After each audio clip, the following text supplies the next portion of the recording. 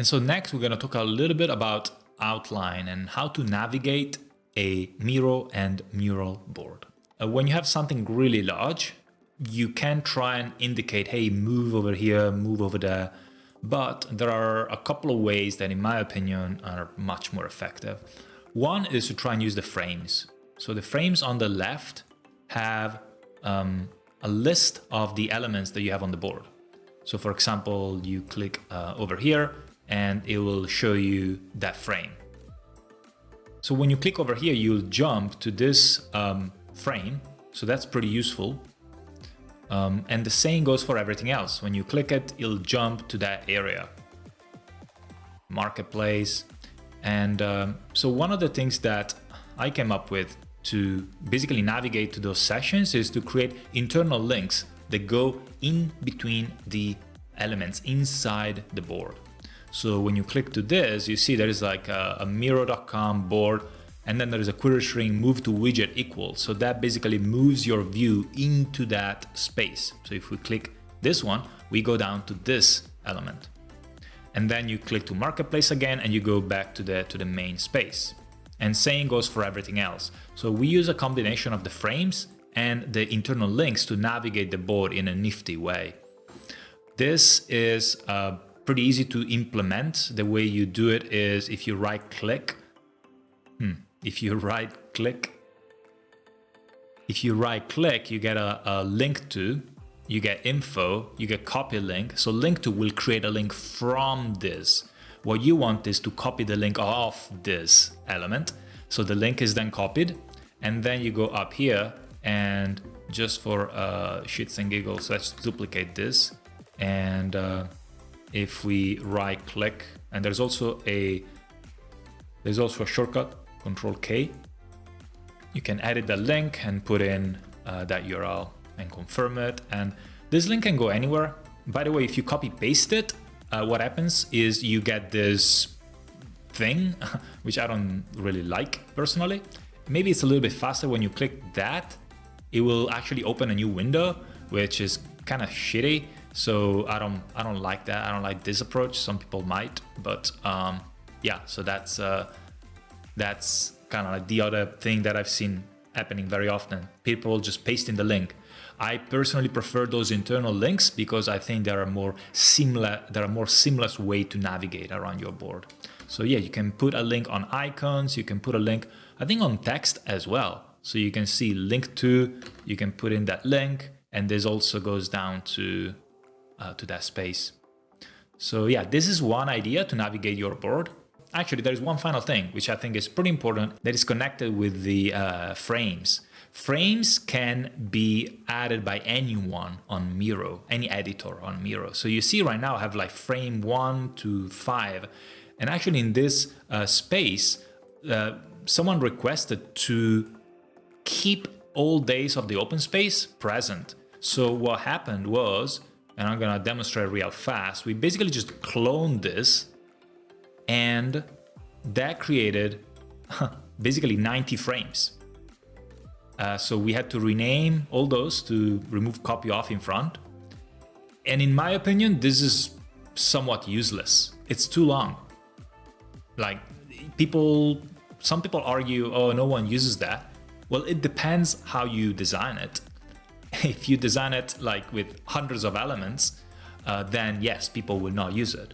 But if you put a little bit of care in designing it, putting attention like little emojis to make the important ones stand out, and maybe at the top, that is something that can help people use it.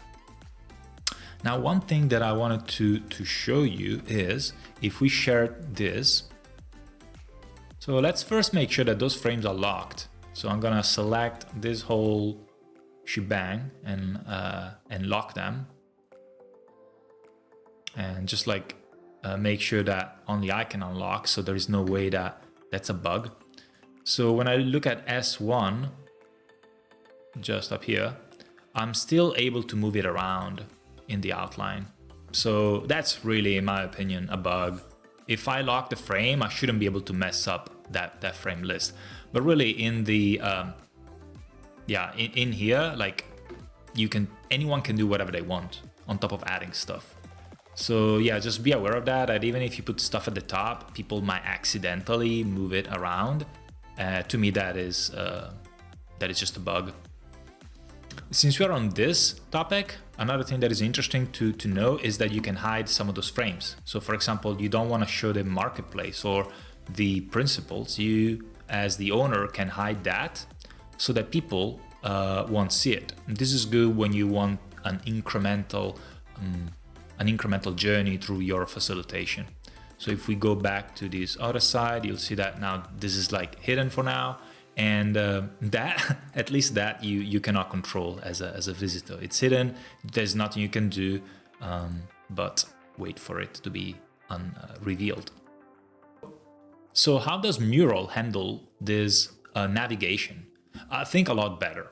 So I've just shared that with a visitor. So I'm now the visiting map because I'm using the travel instead of the animals.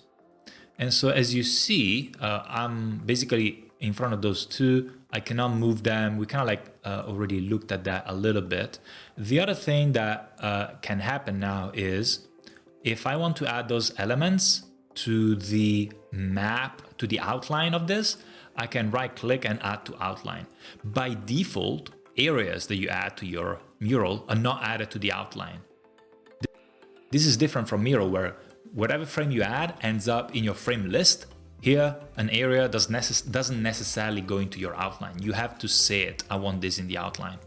Also, if something is locked, there you go. So I've added those gather data, generate insights to that space. Now, when I look at it as a visitor on the top here, I click on outline and I can basically click that. I cannot drag them around. I cannot change that, but I can see it. And I think that's pretty good. I like this much better than Miro, where people can mess my structure out. The other thing that you can do here is add instructions.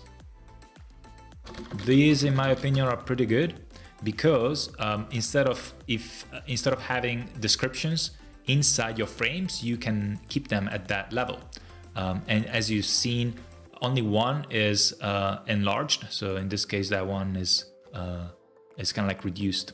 So I like this as well. And you can, as you noticed, you can use bold and italic and all that stuff. So I found this very useful. I feel as a facilitator, this helps me to remind the group, hey, this step in the outline is going to be about this purpose, this outcome, and next. Miro does not have anything like that. So yeah, the navigation here is pretty good. And I'm going to show you now the links. So links work in a very similar fashion than in Miro, internal links, that is.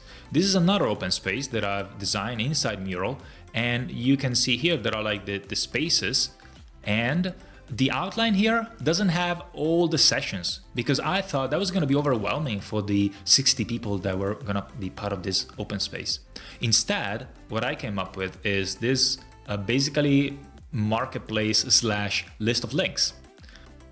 So in Mural, you cannot assign links to icons like we did in Miro. So that the alternative is to basically use the Control-V or paste the link and then resize it. And then that is your link. So you can see now that if we zoom onto this, there should be, well, even if there isn't, if you double click on it, you basically go to that space. So something to keep in mind, the same concept works, but you cannot assign links to icon. Those are the old links. I just wanted to demonstrate with the new one. So double clicking allows you to navigate there. Right hand side, there is the marketplace outline. You go back to the top. So that's kind of like similar to Miro. Just be aware that you cannot, at least at the time of this recording, assign links to other elements. Something that I realized after the recording is that I said that in Mural you cannot add links, but actually you can add them to text elements. There's a little icon here, edit link, and this is basically allowing that to happen. And then what I'm gonna do in this is basically add an area here that I'm gonna call breakout links. place my breakouts in there. And so that now this breakout links is added to the outline. So when people, if you want to navigate in between, they can do it in that fashion. So this got a second breakout, then back to breakout links, and breakout 3, and those are the ones that I need to update. So I'm just gonna link to this area, copy that link, go back in here, and